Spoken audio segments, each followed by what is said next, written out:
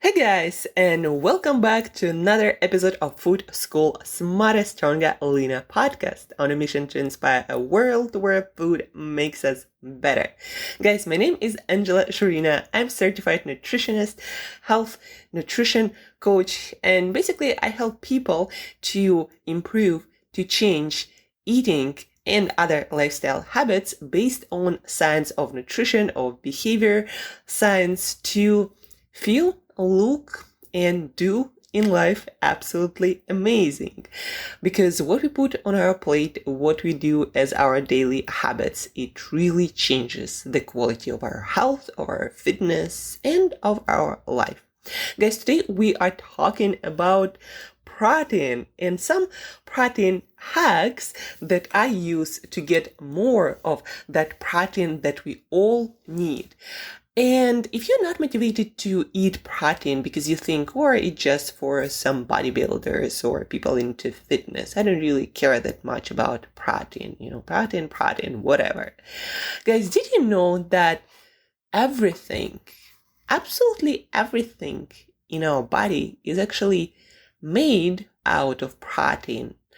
Not just muscles, but also hair, nails, your stomach, your heart, your liver, your bones, where cells, at any time, there are cells that are dying and we need to create new cells. And so for that, we need protein.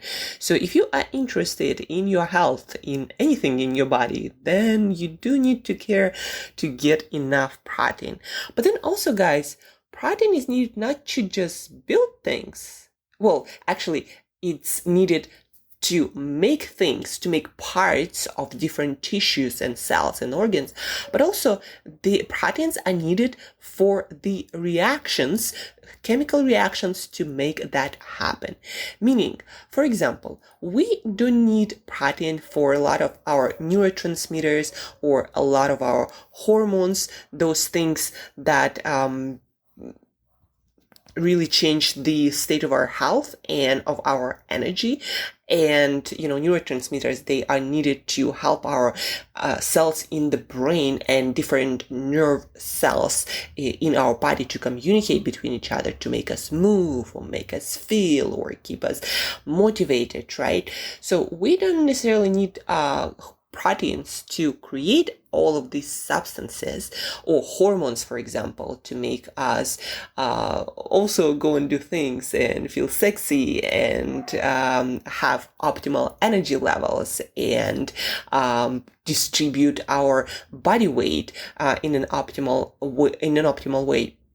So we need proteins to create all of these substances. We also need proteins to create digestive enzymes that help us to break down foods and to extract energy from our foods. So if we don't get enough protein, we actually will not be able to digest our food all that effectively, to get energy from it, to get different vitamins and minerals that are essential for our health. So proteins, they are not just for muscles, they are for everything. Everything, guys, in our body, either made from protein or made with protein, meaning protein is needed for the reaction to occur. And that's why we all need to eat protein. And people these days ask me, like, do we really need to eat animal products to get protein? Well, actually, not necessarily. If you do know how to combine different foods to get all the building blocks of proteins, because proteins also consist of amino acids, building blocks of those proteins, and we need different ones. There are essential ones that we need to get from our food.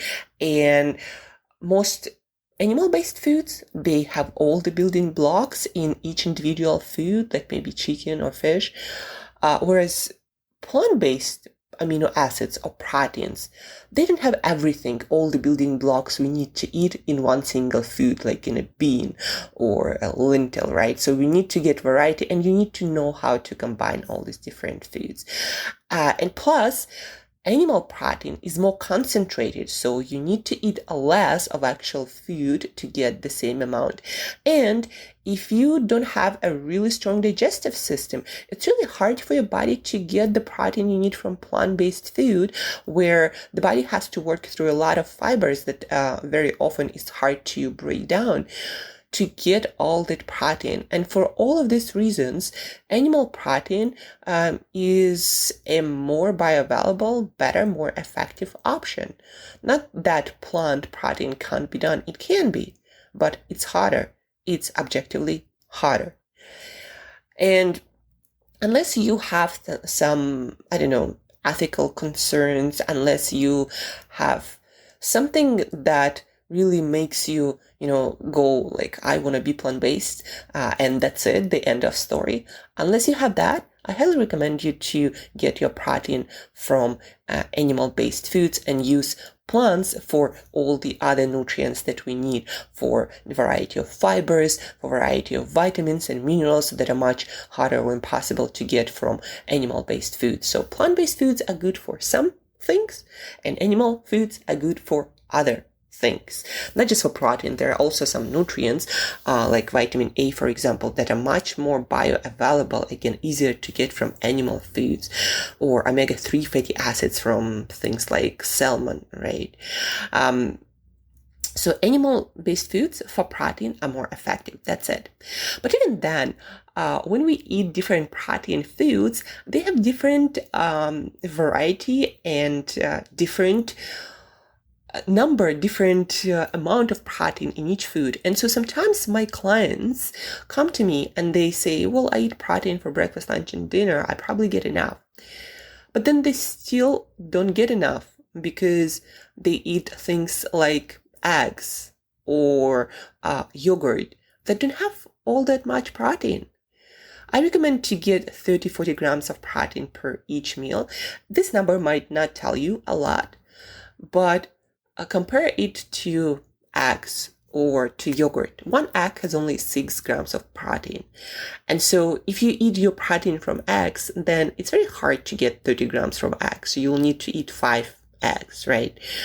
Or it's also very hard to get from regular yogurt unless it's been strained really, really well and it's really, really thick and it does have a lot of protein. Most yogurts have about 5 grams of protein per 3 ounces or 100 grams. So you need to eat 600 grams, or how many is it? It's pound and 5 ounces or 21 ounces of yogurt to get all that protein. Compare that to chicken breast, that 3 ounces will give you 30 grams of protein. So it's much more concentrated, and the same goes for most meats and fish, even though chicken is pretty much up there. It's like the highest protein source. It doesn't have a lot of other nutrients that fish, for example, has, right? But when it comes to protein and concentration per bite per calorie of food, chicken is really the most effective source to get it. And so the takeaway, guys, I want to give you 3 simple hacks to get more protein if you decide to eat yogurt for one of your meals or eggs, or also if you are plant-based and you eat beans to get your protein, because not all beans and vegan or plant-based products are created equal.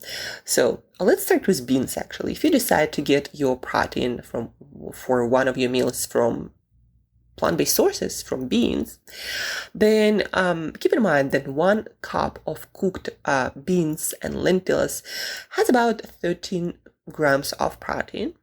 So I highly recommend you to add to that plant-based meal some either tofu that doesn't have that much protein either. Actually, 3 ounces is just 8 grams. But if you add 200 grams, eat a lot of tofu, and if you love tofu, that's not a problem if you know how to cook it, then it's going to add some more protein with less volume. Then also, tempeh is even better. So tempeh, another fermented soy product, that has 19 grams of protein per 3 ounces or 100 grams. So tempeh, look into it. A lot of people love the taste of it much more. So if you decide to get your protein from plant-based sources or for all of your meals or some of your meals, then make sure to introduce variety and add things like tofu and tempeh, especially, that are more concentrated sources of protein. What else, guys? So if you decide to have eggs as your protein source, let's say for breakfast, then I recommend to add some more meatier part into that meal. So maybe 2-3 eggs and then some tuna, maybe like 3-4 ounces of tuna. And you get plenty of protein that way, and your omelette might get more interesting. Or maybe add shrimp or chicken or some turkey breast or some ground beef, and you'll get the protein that you need. Again, probably about 3-4 ounces. If you decide to eat yogurt for one of your meals, like you want to have yogurt, well, either have a lot of it, 500-600 grams, or add a scoop of protein powder. As easy as that. A lot of protein powder these days, they are amazing. They have great flavors and some really health-friendly sweeteners, like stevia or monk fruit, that are absolutely natural. They're not really even sweeteners, more like herbs that happen to have sweet taste. They don't have effect on our blood sugar. So have those.